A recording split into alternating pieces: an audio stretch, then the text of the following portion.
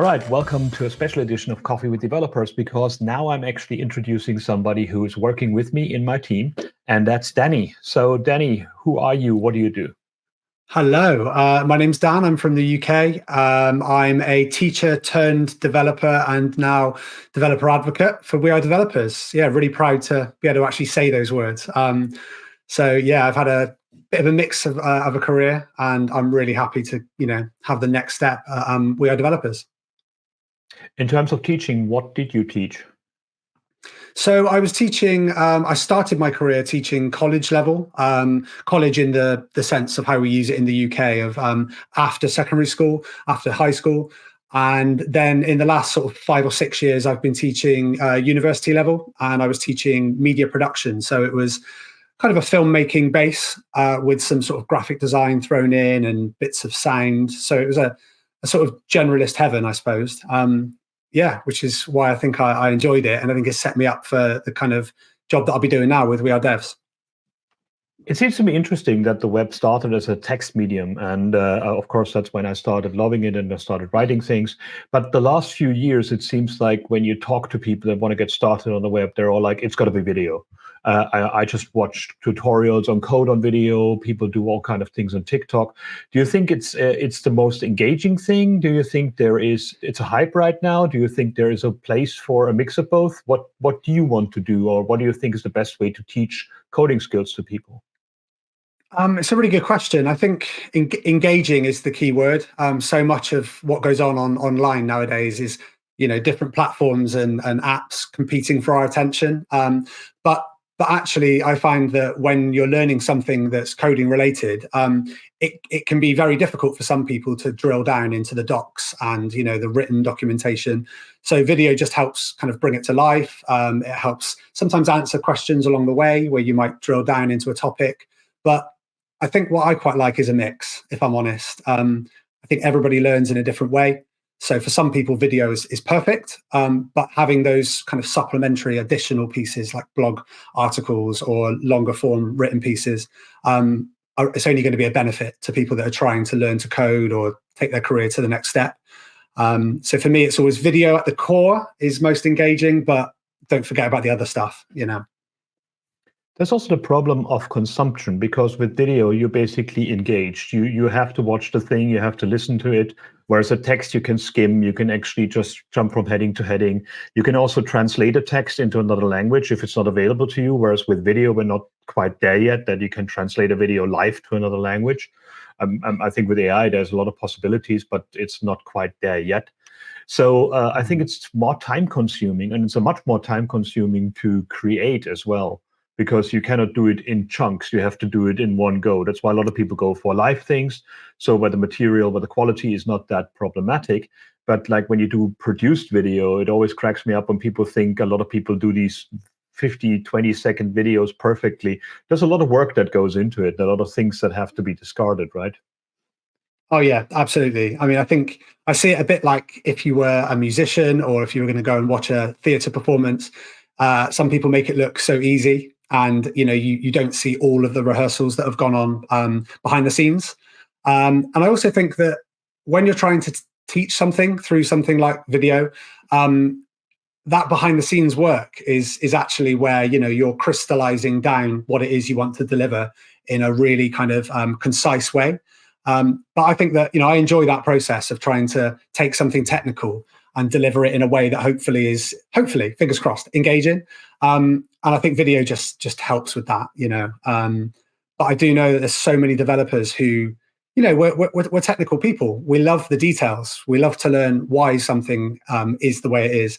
So those blog articles and those written pieces, I think are just great when you want to dive a little bit deeper than the video, which is often the starting point, I think, for a lot of learning, or digging into a new topic. I think we start with a video and then we dive deeper after that.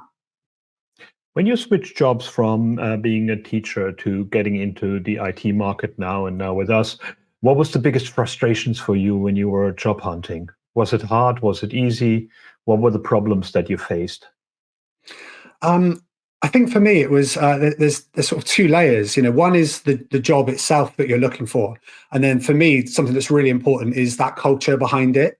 And I think that the frustration, I guess, is that when you're looking for a job, that culture is almost invisible or opaque. You don't know what it's like until you actually start connecting with the companies, and that's not always very easy because people have busy days and lots of people sending them emails and trying to get in touch. So I think for me, the frustration is actually just trying to navigate that whole world.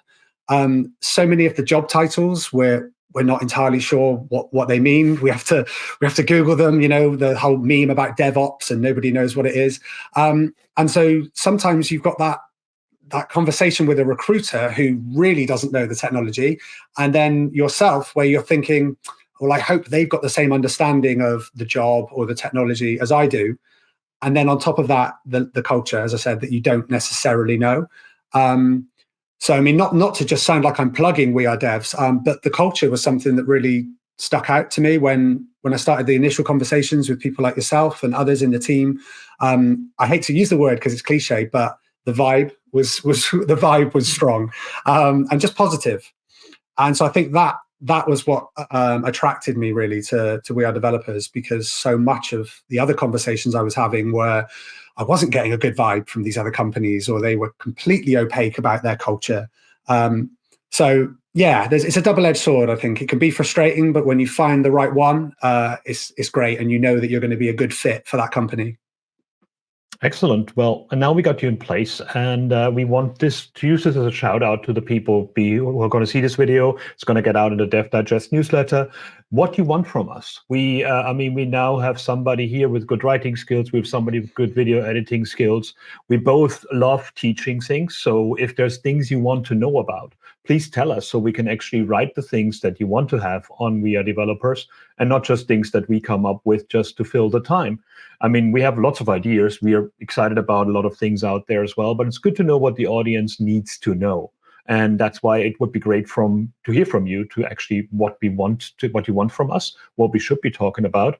We've got a few things in the backlog already, so there's a lot of stuff coming. So I'm really looking forward to seeing what you, Danny, can do for us and what we can do together in this. And maybe there's going to be more videos with us. I don't know if people like it. That's going to be okay as well. There's going to be more live stuff from you probably on social media. We're just throwing things out here and see what sticks and see what actually gets people excited.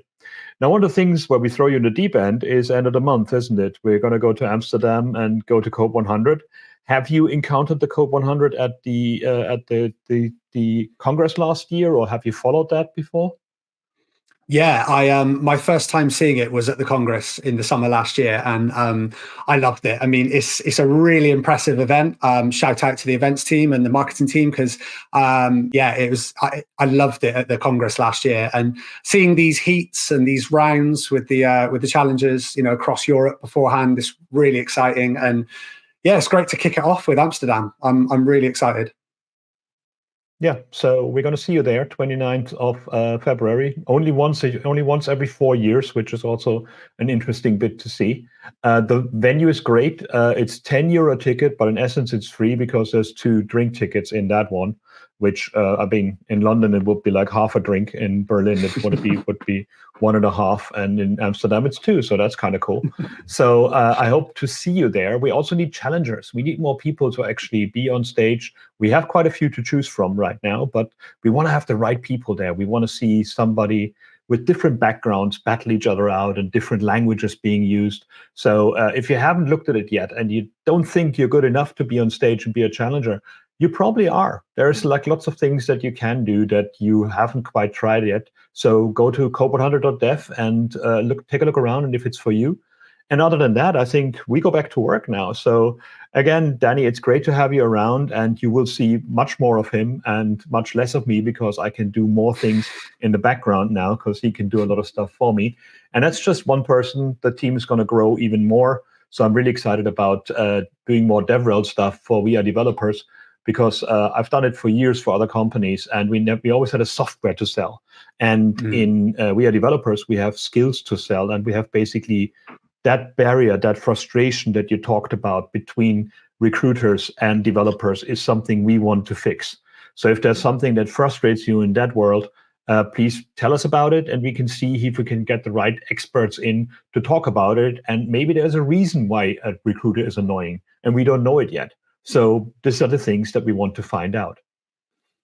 Absolutely. I'm really excited to be a part of it, Chris. As you said, we're very much open to everybody throwing ideas at us, and listening to the community. And I think it starts with February 29th. Let's get on the ground. Let's meet people.